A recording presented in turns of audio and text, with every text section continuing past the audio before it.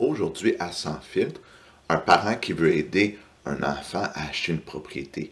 Il y a 3 choses super importantes à savoir. Avec le marché immobilier qui est un peu plus difficile, les conditions d'emprunt qui sont plus difficiles, on voit de plus en plus de parents qui veulent aider leurs enfants à acheter leur propriété, soit en faisant un don de mise de fonds, mais surtout ce que je veux parler aujourd'hui, c'est en signant l'hypothèque et l'achat de la propriété avec leurs enfants. Et il y a vraiment 3 aspects super importants à vérifier. On regarde ça. Si vous savez c'est quoi, si vous avez déjà aidé votre enfant, mettez-le en commentaire, ou si vos parents vous ont aidé aussi, un commentaire pour partager votre expérience avec les gens qui écoutent la vidéo. Premièrement, il faut faire attention à l'impôt quand on aide un enfant.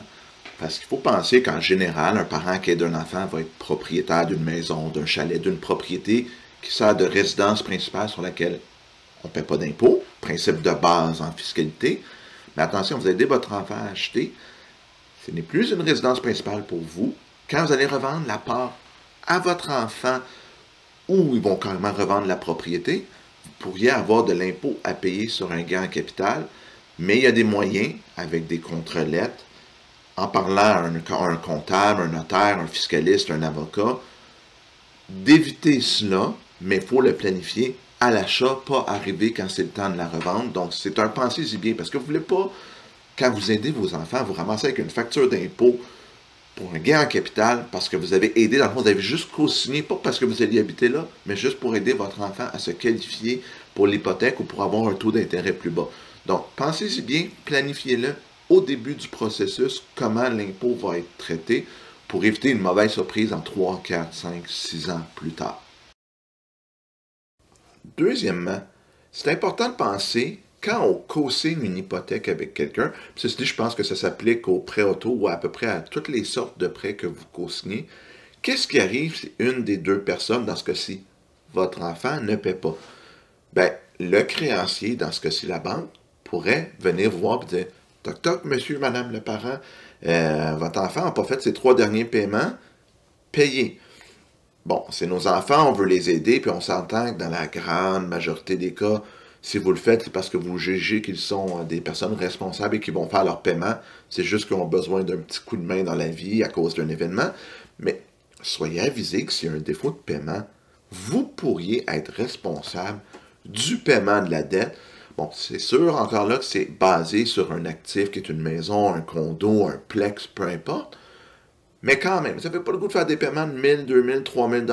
Puis là, si vous avez plus qu'un enfant, est-ce que ça va faire un froid? Ben là, mon frère ou ma soeur n'a pas payé son hypothèque, tu la payes, pourquoi tu ne le fais pas pour moi? Donc, c'est vraiment un pensez-y bien, tout cet aspect-là qui fait que vous êtes responsable de la dette, même si vous n'êtes pas vraiment, vous avez signé juste pour aider, que vous ne voulez pas vraiment être propriétaire, mais prenez ça en compte dans votre réflexion.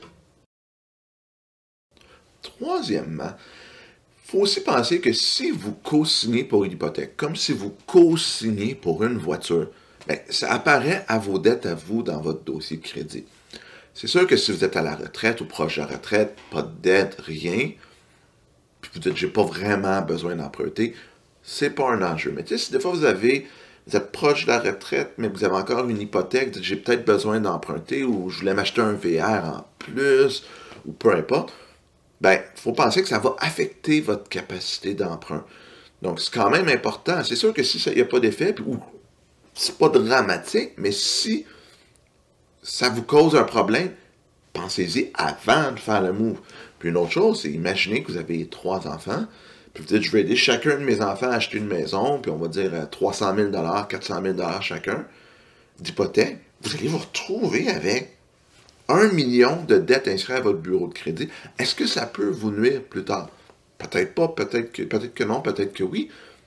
Mais vérifiez donc, faites donc l'exercice avant, parce qu'une fois que le move est fait, ça peut être trop tard. Puis c'est pas ça qu'on veut. On veut aider nos enfants. T'sais, moi, je suis le premier que mes enfants, je vais vouloir les aider plus tard dans la vie, mais je peux pas non plus le faire totalement à mon dépens, totalement à hypothéquer ma capacité d'emprunt si jamais je n'ai le besoin. Il va falloir que ça soit fait logiquement. Donc, pensez-y, c'est super important. J'espère que ce contenu vous a aidé si vous pensiez aider vos enfants à acheter une propriété. Donc, vous avez vraiment vos 3 questions, vos 3 aspects à vérifier. Consultez des spécialistes appropriés, que ce soit comptable, avocat, fiscaliste ou notaire. Même votre conseiller financier peut vous aider avec votre plan pour voir est-ce que ça fait du sens, est-ce que je vais me pénaliser. Si vous avez aimé ce contenu, c'est pas sans l'air, c'est toujours apprécié. Moi, j'aime vraiment ça. Puis j'adore faire des capsules informatives comme vous le voyez. Puis on se revoit la semaine prochaine. À bientôt tout le monde!